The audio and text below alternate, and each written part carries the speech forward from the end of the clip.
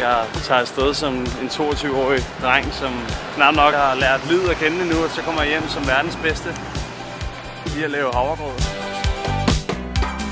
Hvis det er Nikolaj, der vinder, altså, så går det fuldstændig amok, så det kan jeg slet ikke være inde i mig selv. Altså, det er mig, der ligesom har startet grød, og det er mig, der har ansat Nikolaj, så skal det sgu også være mig, der vinder over ham.